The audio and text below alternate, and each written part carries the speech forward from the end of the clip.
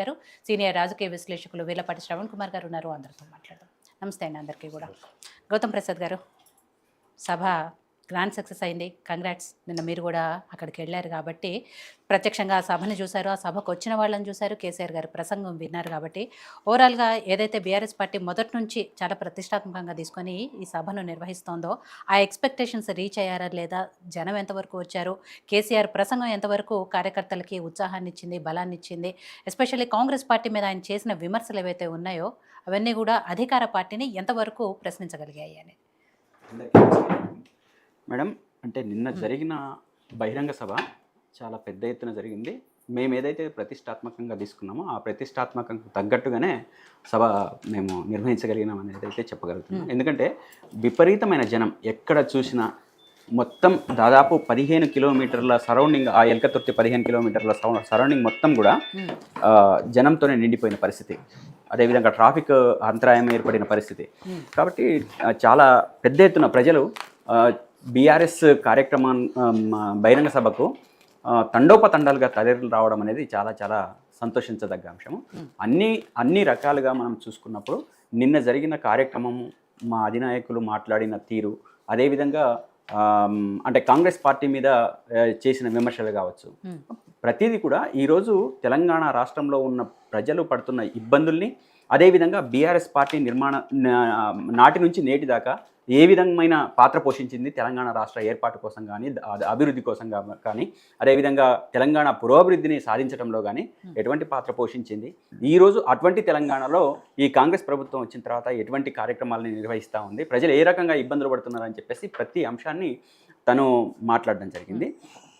అదే సందర్భంలో పార్టీని కూడా రేపు రాబోయే రోజులలో పార్టీని మనం ఖచ్చితంగా రేపు అధికారంలో రాబోతున్నాము. ఈరోజు కాంగ్రెస్ పార్టీ ఫెయిల్ అయింది. ప్రజలకు ఇచ్చిన హామీల్ని నెరవేర్చడంలో కానీ, ప్రజల ఆకాంక్షలకు తగ్గట్టుగా పరిపాలించడం కానీ, ప్రజా ప్రయోజనాల్ని నెరవేర్చడంలో కానీ పూర్తిగా కాంగ్రెస్ పార్టీ విఫలమైంది. కాబట్టి రేపు రాబోయే రోజులలో మనమే అధికారంలోకి వస్తామనే ఒక ఉత్సాహాన్ని అక్కడికి వచ్చిన కార్యకర్తలకు ఇవ్వటం జరిగింది.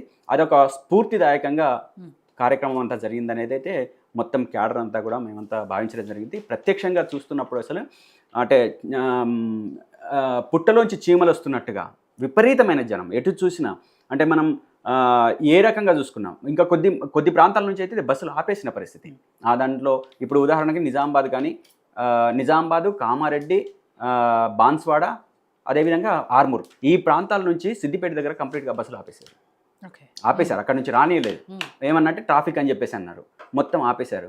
అదేవిధంగా అటు మిర్యాలగూడ నుంచి కొంత ప్రాంతం రాగలిగింది, ఇంకొంత ప్రాంతం రానివ్వలేదు. ఇటు సిటీ నుంచి షేర్లింగంపల్లి ఇటు నుంచి వచ్చే వెహికల్స్ని కూడా కంప్లీట్గా ఆపేసిన పరిస్థితి ఉంది. కాబట్టి అంటే చాలా వైపుల నుంచి కూడా మనకు లాస్ట్కి వచ్చిన ఇన్ఫర్మేషన్ ప్రకారము అంటే ట్రాఫిక్ నిబంధనలే కావచ్చు, ఇంకో కారణమే కావచ్చు, ఏ కారణం చేతనైనా కానీ బస్సుల్ని ఆపేసిన పరిస్థితి నిన్న ఉంది. సరే, ఏ రకంగానైనా కానీ రావాల్సిన దానికంటే, మేము అనుకున్న అంచనాల కంటే మించే వచ్చారు కానీ తగ్గి రాలేదైతే మేము భావిస్తున్నాము. అంటే మనం ఈ సభ సక్సెస్ కావడానికి ఇంత సంఖ్య వస్తుంది అనుకున్నాం, కానీ అంతకంటే ఎక్కువనే వచ్చి సక్సెస్ కాగలిగింది. సో నిన్న జరిగిన మొత్తం కార్యక్రమంలో మా స్పీచ్ దగ్గర నుంచి, అదేవిధంగా కార్యకర్తలు చివరిదాకా వెళ్ళిపోయేటప్పుడు కూడా ఒక స్ఫూర్తితో ఈ రేపు రాబోయే రోజులలో మనం కింద స్థాయిలో ఏ విధంగా పనిచేయాలి, ఏ విధంగా ఉండాలి, అదేవిధంగా ఈ రాష్ట్రంలో మళ్ళీ బీఆర్ఎస్ని అధికారంలో తెచ్చుకోవడం కోసం మనం కృషి చేయాలి అనే ఒక స్ఫూర్తితో నిన్న కార్యకర్తలంతా వెళ్ళడం జరిగిందనేది మేము భావిస్తున్నాం. రైట్.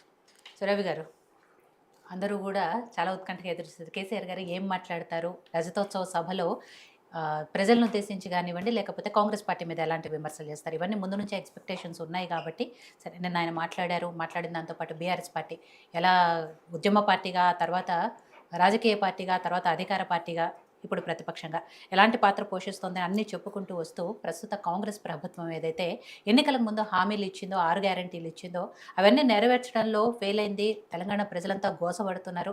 కాబట్టి మళ్ళీ కేసీఆరే రావాలని కోరుకుంటున్నారు అనేది కూడా ఆయన చెప్పుకోవచ్చారు. ఫస్ట్ నుంచి ఆనాడైనా, ఈనాడైనా, ఏనాడైనా ఎప్పటికీ కూడా కాంగ్రెస్ పార్టీయే తెలంగాణ పాలిట విలన్ అనేది పెద్ద స్టేట్మెంట్ ఇచ్చారు ఆయన. సో